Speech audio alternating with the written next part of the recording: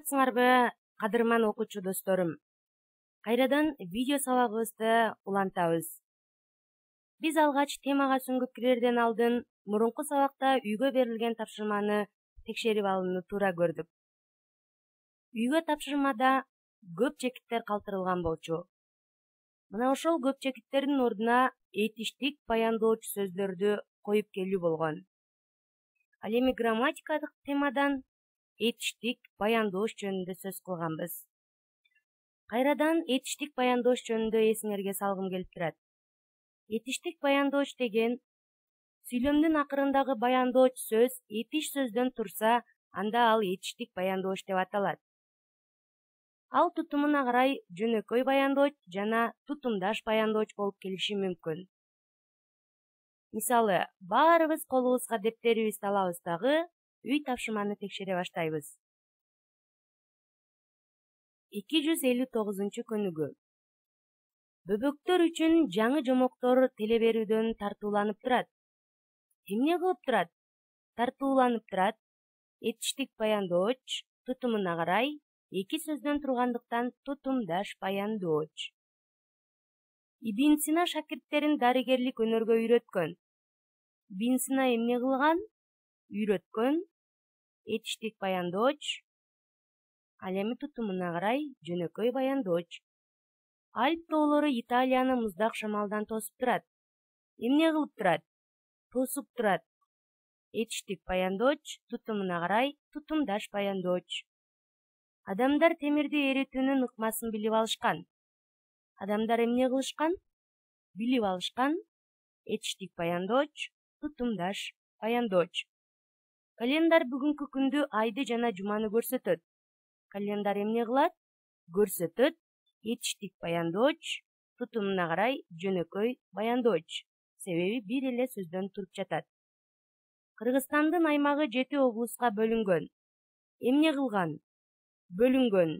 Бир эле сөздөн турат, ошондуктан жөнөкөй баяндооч жана сөз туркумда аткарган милдетине карай этиштик баяндооч. Ата-бабаларыбыз көчмөн турмушка ылайык келген боз үйлөрдө жашашкан. Эмне кылышкан? Жашашкан. Этиштик баяндооч, жөнөкөй баяндооч. Кыргыз Республикасында ондогон энциклопедиялар жазылып, басмадан чыкты. Эмне кылып? Жазылып, чыкты деген сөздөр тутумуна карай жөнөкөй баяндооч. Ал эми сөз туркумда аткарган милдетине карай этиштик баяндооч. Мына ушинтип биз этиштик баяндооч эмне экендигин кайрадан эсибизге салып алдык окшойт. Ал эми баяндооштор тутумуна карай жөнөкөй жана тутумдаш баяндооч болуп бөлүнөт. Ал эми аткарган сөз туркумдордогу милдетине карай этиштик баяндооч жана атооштук баяндооч деп аталат. Этиштик баяндооч деп эмнени айтарыбыз баарыңардын көңүл борборуңардан орун алды деген үмүттөмүн. Ал эми бүгүнкү өтө турган темабыз атооштук баяндооч. Демек, атооштук баяндооч деген эмне деп ойлонуп калсаңар болсо, төмөндөгү эрежени эсиңерге салам. Сүйлөмдө баяндооштун милдетин зататооч, сынатооч, санатооч, ататооштор аткарса, анда ал сөздөр атооштук баяндооч деп аталат. Эмнеге назар салышыбыз керек экен, кадырман окуучуларым? Көрдүңөрбү? Зататооч, сынатооч, санатооч, ататооч дегенде эле силер маани берүүчү сөз туркумдор жөнүндө сөз болуп жатканын дароо аңдап түшүндүңөр.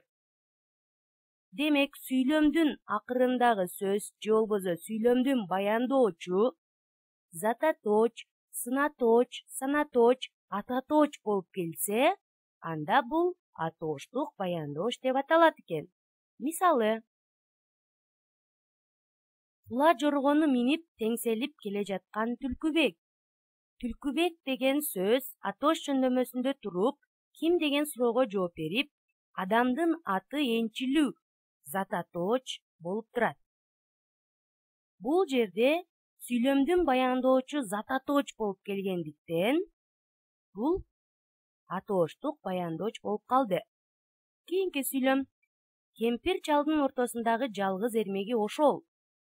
Силер билесиңер, ошол деген сөз ата точ, шилтеме ата точ экендигин. Демек, бул сөз дагы ата точ болуп келип калгандыгына байланыштуу атооштук баяндооч болуп калды. Акылдуунун сөзү кыска, айта салса нуска. Кыска, нуска деген сөздөр кандай деген суроого жооп берип, сөзүнүн кыскалыгын жана нускалыгын айтып бул сынатооч болду. Бирок ойду жыйынтыктап сүйлөмдүн акырына келгендиктен бул атооштук баяндооч болуп калды. Келе жаткандар төртөө деген сөз өзү санатооч болуш керек эле. Канчоо деген суроого жооп берип, жамдама санатооч. Ал эми бул жерде сүйлөмдүн акырында ойду жыйынтыктап келип жаткандыктан атооштук баяндооч болуп калды. Демек, биздин эреже менен мисалдар дал келип, силер эрежени түшүндүңөр деген үмүттөмүн.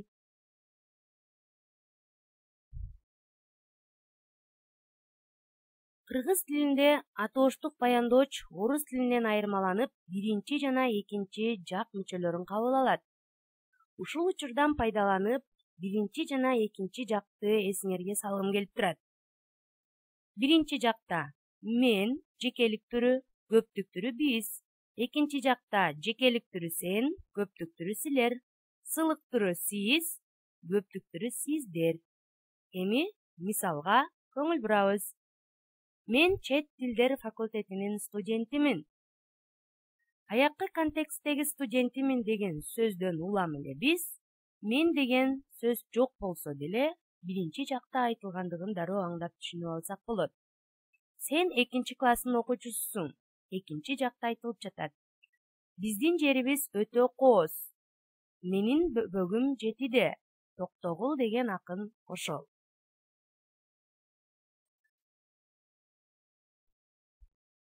Силер атооштук баяндооч деген эмне экендигин эстеп калдыңарбы?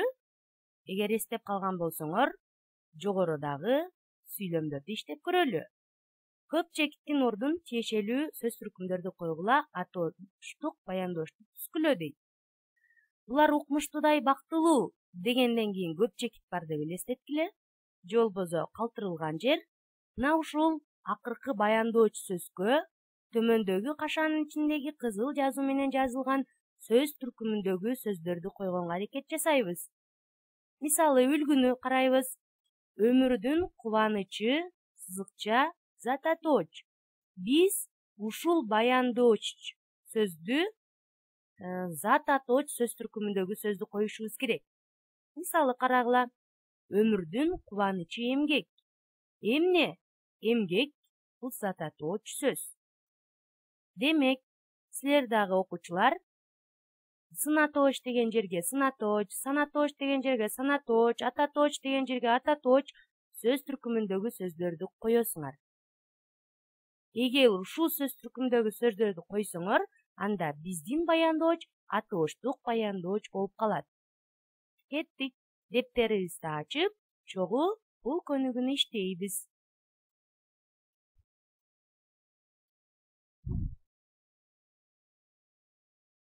Эгер китебиңер бар болсо, 262 көнүгүүнү ачабыз. Суроолорго атооштук баяндоочту катыштырып жооп жазгыла дейт. Төмөндөгүдөй 6 суроо берилген. Силердин класс жетекчиңер ким? Окуу бөлмөңөр канчанчы? Силердин классташыңарбы ошол? Анын атасы канчада? Сенин атың ким? Ысык көл ушулбу? Мисалы, силердин класс жетекчиңер ким деген суроого атооштук баяндоочту катыштырып төмөндөгүдөй жооп берсеңер болот. Менин класс жетекчим Нургүл Таировна. Демек, бул көнүгүүнү дагы дептерибизге иштейбиз. Ал эми биз бүгүн ушул эле темага байланыштырып текст менен иштөө кылабыз. Текст менен иштөө үчүн биз кыргыз адабиятында өзгөчө орду бар Райкан Шукурбековдун өмүр баянын алдык. Райкан Шукурбеков кыргыз драматургу жана акыны. Ал актер да болгон. Райкан Шукурбеков атактуу төкмө акындар, ырчылардан Алымкул, Осмонкул, Калык атайлар менен замандаш болгон. Алардын накыл сөздөрүн, эстен чыккыз ырларын уккан. Өзү да калеми курч акын болгон. Райкан Шукурбеков түрдүү темадагы чыгармаларды жараткан. Анын Жашыл токой, Эки жол, Кек, Каныкей сыяктуу драмалары, Сагызган менен түлкү, Карга менен чыйырчык жана башка тамсилдери бар. Райкандын балдарга айтар жомогу көп эле. Жомокторун ыр түрүндө айтчу. Анын Эки бөжөк деген жомогу мындайча башталат. Адырлуу тоонун ары жагында, Ала тоонун бири жагында, Калың чүйдүн арасында, Кең сары чүйдүн талаасында коен тууган экен баласын коен бойдон. Чындыгында окуп жатып бир аз күлкүңөр келди окшойт. Анткени бул акын сатира жаатында дагы көп эмгектенген, сатиралык күлкүлүү чыгармаларды жараткан акын. Урматтуу окуучуларым, кызыл менен белгиленген сөздөрдү эжеке эмне үчүн белгилеп койду болду экен деп ойлонуп жатсаңар керек. Анткени ушул сөздөрдү биз үй тапшырмада пайдалануу менен үй тапшырмасын аткарабыз. Бул сөздөрдүн маанисин чогуу талкуулап алалы. Атактуу деген сөз белгилүү деген сөздүн синоними. Эгер силер көп эмгек жаратып, кандайдыр бир ачылыштарды жасасаңар, анда силер атактуу болосуңар. Ал эми төкмө акындар деп силер билесиңер, колуна комуз алып, ошол заматта мурда даярдыксыз ошол жерде жагдайга карата ырларды төгүп ырдаган акындарды биз төкмө акындар дейбиз. Накыл сөздөрүн, накыл деген сөз ошол улуу инсандардын, жогорудагы Алымкул, Осмонкул, Калык атайлардын ошолордун айткан накыл сөздөрү менен ушул Райкан Шукурбековдун телчиккендиги, өнүп өскөндүгү айтылып турат. Эстен чыккыс деп ар дайым силердин жүрөгүңөрдө кайсыл убак сураса дагы эсиңерден чыкпай калган учурда айтып жатат. Калеми курч деп. Акын бардык адамдарга жага турган, элдер сүйүп окуй турган чыгармаларды жазгандыктан бул акындын калеми курч акын болгон деп жатат. Ал эми тамсил дегенди силер түшүнөсүңөр. Бул басня деген басняга окшош. Же болбосо басня десек да жаңылышпайбыз. Тамсил бул жаныбарларды адамдардын мүнөзүнө салыштырып жазылган чыгарма. Чий деп бул токойдогу өсүүчү даракты айтып жатат. Ошол чийге, чийдин арасында коен тууган экен баласын коен бойдон деп айтып жатат. Анда кадырман окуучуларым, баарыбыз дептерибизди алып үйгө тапшырма алабыз. Төмөндө көп чекиттер калтырылып турат сүйлөмдүн аяктарында, ортосунда, башында. Мына ушуга биз жогорудагы кызыл менен белгиленген сөздөрдү пайдалануу менен бул сүйлөмдөрдү толуктайбыз. Мисалы, 3-чү сүйлөмдү үлгү жупта толуктап көрсөтүп турам. Райкан Шукурбеков замандаштарынын көпчеки анан көп окуган. Мен ушул жерге текстте турган накыл сөздөрүн деген сөздү койдум. Анткени ушул сөз сүйлөмдүн маанисине дал келди. Карайбыз үлгүнү. Райкан Шукурбеков замандаштарынын накыл сөздөрүн көп уккан. Силер дагы үлгүдөгүдөй калган сүйлөмдөрдү толуктайсыңар. Кийинки үйгө тапшырма суроолорго атооштукту баяндоошту катыштырып жооп беребиз. Атооштук баяндоош дегенди түшүндүңөр. Сүйлөмдүн акырында зататоч, сынаточ, санаточ, ататоч сөздөр келип калса, анда бул атооштук баяндоош деп аталат. Албетте, бул тапшырманы иштөөдө да силер алгачкы тексттин маанисине кайрылганга аракет жасайсыңар. Мисалы, үлгүдө Райкан Шукурбеков кандай чыгармалар менен белгилүү болгон? Жооп: текстке таянуу менен жооп бердим. Райкан Шукурбеков Жашыл токой, Эки жол, Бөжөк аттуу чыгармалары менен белгилүү. Белгилүү деген сөз кандай деген суроого жооп берип, сын атооч сөз. Ошондуктан бул атооштук баяндооч болуп калды.